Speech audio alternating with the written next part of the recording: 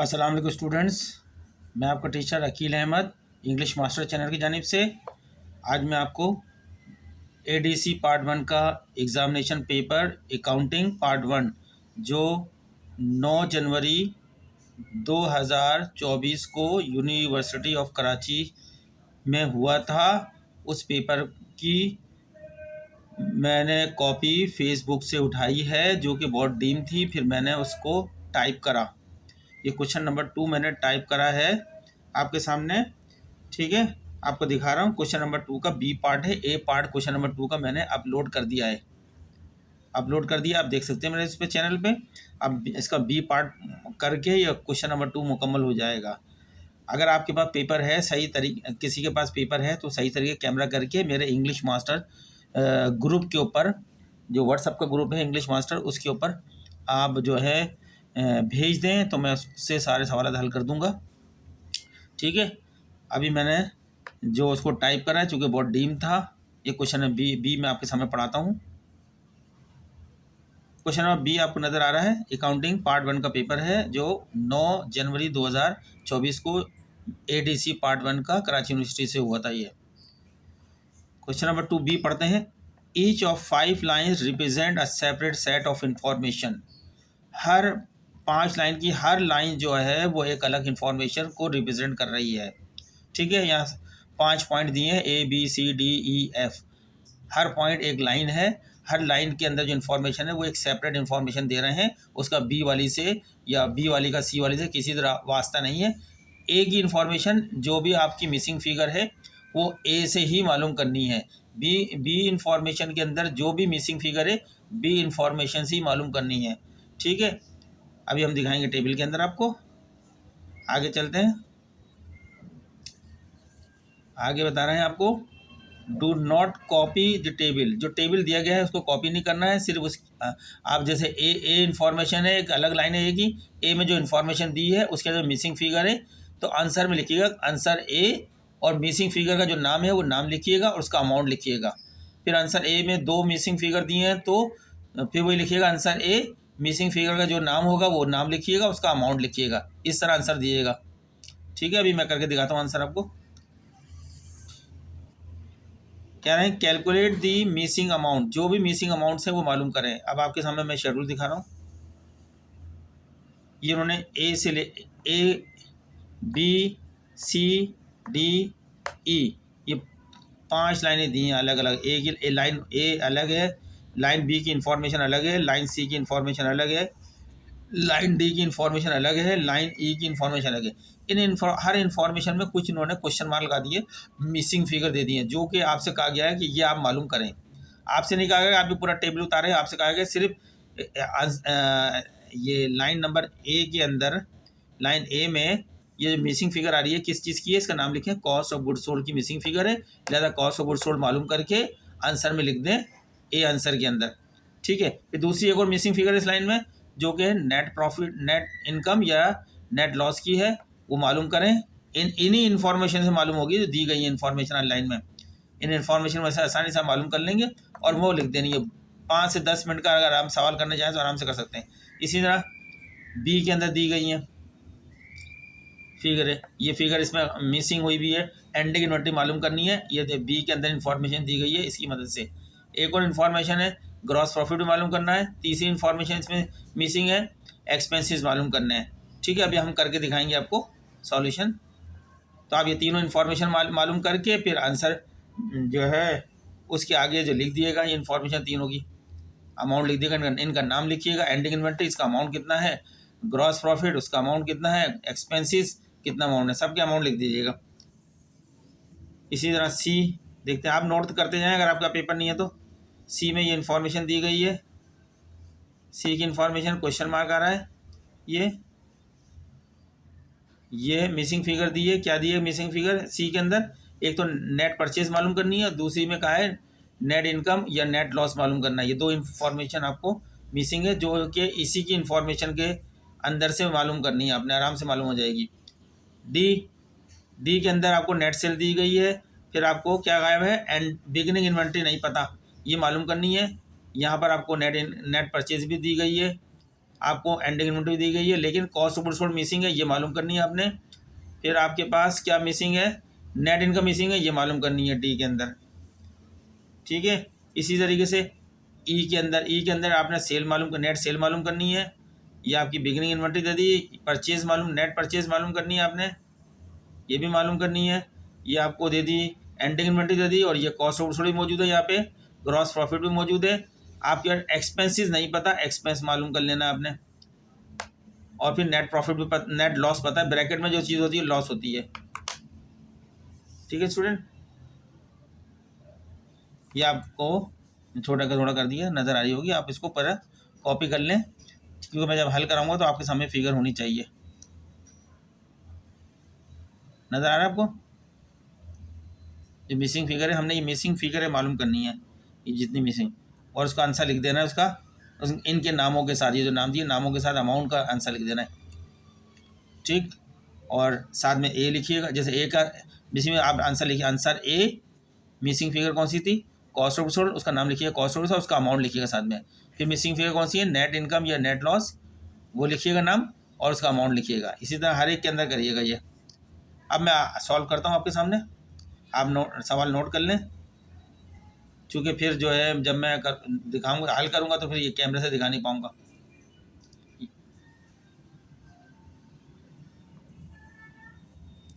ठीक है, आप इसको रोक के कैमरे से पहले सवाल उतारें, फिर मेरा सॉल्यूशन देखते जाएं जो मैं बताता जा रहा हूँ।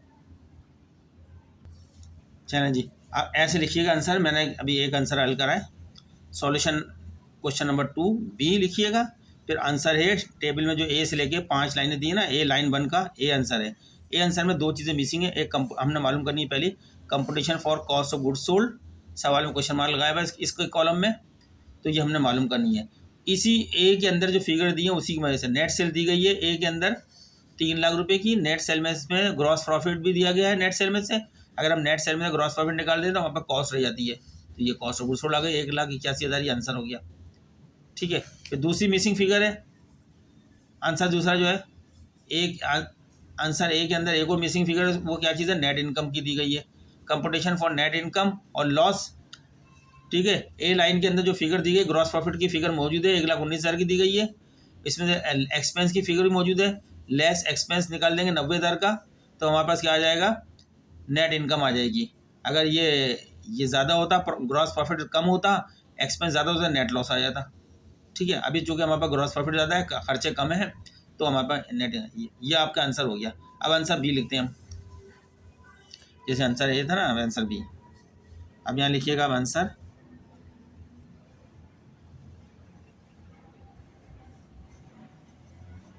बी। अब बी के अंदर टेबल में देख लें, बी की इंफॉर्मेशन के जरिए क्या मालूम है, हमारे पास गायब है 3 चीज़ें गायब है बी के अंदर।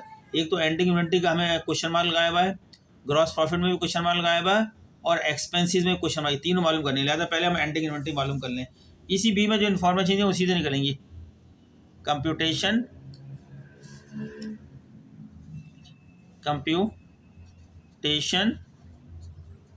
पहले मालूम करें फॉर, हमारे पास क्या मिसिंग फिगर है, एंडिंग इन्वेंटरी मालूम करनी है हमने, ये मिसिंग है फिगर, एंडिंग इन्वेंटरी। ठीक है, देखें बी में ये एंडिंग इन्वेंटरी मालूम करनी है, एक तो ये फिगर मिसिंग है, एक फिगर आपके पास है ग्रॉस प्रॉफिट की मिसिंग है, और एक एक्सपेंस की, ये तीनों मालूम करनी है हमने, बी आंसर में देना है इस वाले में। तो सबसे पहले हम देख रहे हैं कौन सी फिगर से ये आराम से एंडिंग इन्वेंटरी निकल जाएगी जो दी गई है। हम एंडिंग इन्वेंटरी मालूम करने के लिए कॉस्ट ऑफ गुड्स सोल्ड का पूरा एक स्टेटमेंट नहीं होता, वो बना लेंगे यहाँ पे, क्योंकि इसमें 3 फिगर मालूम है तो ज़्यादा फिगर हमें काम करना पड़ेगा यहाँ पे। सबसे पहले हमको जो फिगर दी गई है, ओपनिंग इन्वेंटरी दी गई है, हम वो ले लेंगे, ओपनिंग इन्वेंटरी या इन्वेंटरी, बिगिनिंग इन्वेंटरी। सवाल में बिगिनिंग इन्वेंटरी लिखा हुआ है, मैंने यहाँ ओपनिंग लिख दिया, आप बिगिनिंग लिख दिएगा। सवाल में बिगिनिंग इन्वेंटरी की फिगर दी गई है 90,000 रुपये की, 90,000 की सवाल में फिगर दी गई है, 90,000 लिख देंगे। फिर इसमें हम ऐड करेंगे, सवाल में दी गई है फिगर नेट परचेजेस, वो ऐड कर लेंगे, नेट परचेजेस सवाल में 3,40,000 की दी गई है। देख लें अगर आपका पेपर है या तो आपने नोट कर लिया तो उसे देखें। इन दोनों को जमा कर लो। वो सामान जो हमारे पास शुरू में पड़ा था वो 90,000 का था। ड्यूरिंग द पीरियड हमने 3,40,000 का खरीदा था। टोटल सामान कितना हो गया हमारे पास? 4,30,000 रुपये का। जमा कर लें कैलकुलेटर, 4,30,000 रुपये का हमारे पास टोटल हो गया। इस 4,30,000 को पूरे पीरियड में बेचने की कोशिश करेंगे, बेचेंगे। तो इसका नाम क्या देंगे हम इसको? Goods available for sale. ठीक है, 4,30,000 के थे। अब हमारे पास चूंकि एंडिंग इन्वेंट्री इसके अंदर दी नहीं गई, वरना एंडिंग इन्वेंट्री निकालते थे कॉस्ट ऑफ गुड्स सोल्ड आ जाती। अब हमें सवाल के अंदर दिया गया है कॉस्ट ऑफ गुड्स सोल्ड दिया गया है सवाल में, तो हमने लेस कर देंगे इसमें से कॉस्ट ऑफ गुड्स सोल्ड। अगर इसमें निकाल देते हैं जो दिया है 3,30,000 का, ये माइनस कर देते हैं हम इसमें से। 3,30,000 माइनस कर दो, जो आंसर आपका आ रहा है 1,00,000 रुपये का आंसर आ रहा है। यही हमारी एंडिंग इन्वेंट्री है। एंडिंग, ये माल बिकने से रह गया। इतना माल आपको बेचना था टोटल पूरे साल में। बिक कितना गया माल? 3,30,000 का। तो जो बाकी रह गया वो आपकी एंडिंग इन्वेंट्री है। Ending inventory. ठीक है स्टूडेंट, कितना आसान था ये भी। ये आंसर आ गया, ये वहाँ पे लिख देंगे आंसर। ये आंसर बल्कि हमें लिखने की जरूरत है, हम शेड्यूल बना रहे हैं, ये हमका सामने आंसर होता जा रहा है हमारा। ये इम्तान में इस तरह शो करिएगा, कंपटीशन शो। एंडिंग इन्वेंट्री आ गई आंसर एक सा।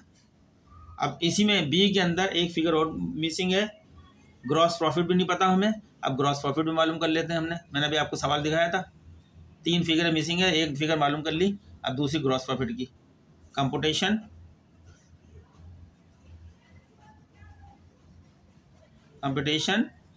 फॉर ग्रॉस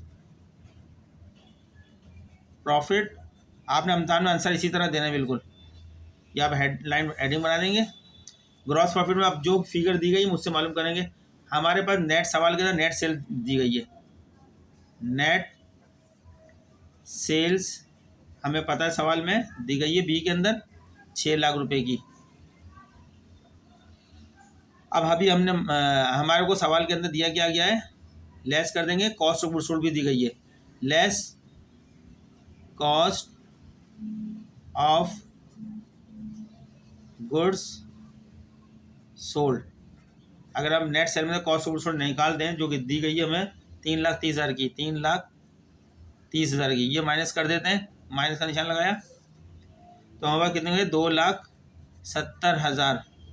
ये हमारा जो है ग्रॉस प्रॉफिट आ गया। ये आंसर आ गए ग्रॉस प्रॉफिट। आपको पता है ग्रॉस प्रॉफिट कैसे मालूम होता है? Net sales minus cost of goods sold is equal to gross profit. 2 answer आ गया आपका। एक आंसर ये रहा आपका, एंडिंग इन्वेंट्री का आ गया। दूसरा ये। तीसरा आंसर में आपको मालूम करना है, एक्सपेंसेस नहीं दिए, मिसिंग एक्सपेंसेस। चलें तीसरे आंसर में आपको एक्सपेंसेस मालूम कर लेते हैं हम बी के अंदर। लेकिन यहाँ हम आराम से मालूम हो जाएंगे बी के अंदर नेट एक्सपेंसेस। अब तीसरा कर रहे हैं हम कंपुटेशन। बिल्कुल इसी तरह इम्तिहान में सवाल देना है। Computation for expenses. Expensive amount missing है तो हम एक्सपेंसिव कैसे लिखेंगे? आपने अभी ग्रॉस प्रॉफिट निकाला है, ग्रॉस प्रॉफिट का अमाउंट भी दिया हुआ है सवाल के अंदर और नेट प्रॉफिट भी दिया है। ग्रॉस प्रॉफिट कितना आपने निकाला? 2,70,000 रुपये का ग्रॉस प्रॉफिट। और आपको सवाल में लेस कर देंगे, क्या दिया है? नेट प्रॉफिट दिया हुआ है सवाल में। नेट प्रॉफिट ग्रॉस प्रॉफिट में माइनस कर दो, नेट प्रॉफिट निकाल देते हैं सवाल में से। वो है 25,000 का सवाल में दिया हुआ है। अब नेट प्रॉफिट निकाल दो तो एक्सपेंस आ जाएगा हमारे पास। तो हमारे पास आ गया 2,70 में 45,000 निकाल दिए, 25,000 निकाल दिए, 2,45,000 के एक्सपेंस आ गए। एक्सपेंस ये तीनों फिगर हमारे पास आ गई हैं। यानी एंडिंग इन्वेंट्री की फिगर हमारे पास 1,00,000 रुपये की आ रही है, 1,00,000 रुपये है। ग्रॉस प्रॉफिट की फिगर जो मिसिंग थी 2,70,000 की, ये भी आ गई। तीसरी फिगर आपके पास मिसिंग थी एक्सपेंसिस, वो 2,45,000 की है। तीनों फिगर हमारे साथ आ गई हैं। ये याद है, ये बी आंसर भी हमारा हल हो गया। इम्तिहान में इस तरह आंसर देने थे आपने, ठीक है, 2 लाइनें। अब हम करते हैं सी आंसर।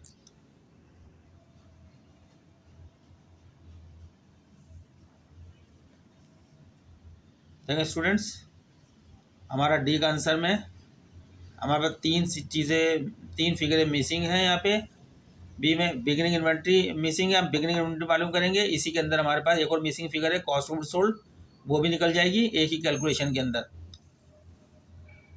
अब डी के अंदर जो आपको इन्फॉर्मेशन दी गई है नेट सेल की दी गई है 9 लाख रुपए की, आपके सामने 9 लाख रुपए हैं। उसमें इन्फॉर्मेशन एक और दी गई है, ग्रॉस प्रॉफिट मौजूद है उसके अंदर। नेट सेल में से अगर ग्रॉस प्रॉफिट आप निकाल दो तो हमारे पास आ जाता है कॉस्ट ऑफ गुड्स सोल्ड 6,40,000 रुपये का। तो एक फिगर हमारा एक आंसर ये आ गया, जो मिसिंग फिगर थी 6,40,000 की कॉस्ट ऑफ गुड्स सोल्ड की है डी में। फिर आगे बिगिनिंग इन्वेंट्री चूँकि हमें मालूम करनी है, इसी कैलकुलेशन में बिगिनिंग इन्वेंट्री मालूम हो जाएगी आगे।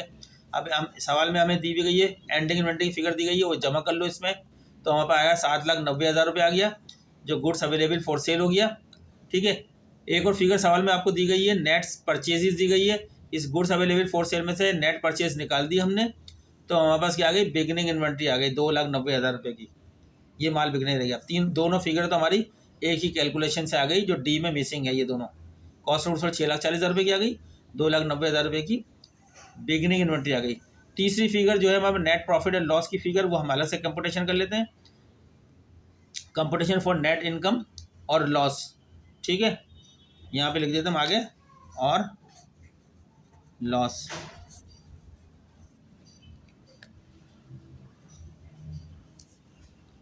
अब सवाल में फिगर दी गई, ग्रॉस प्रॉफिट दी गई है आपको 2,60,000 की, ले लेते हैं।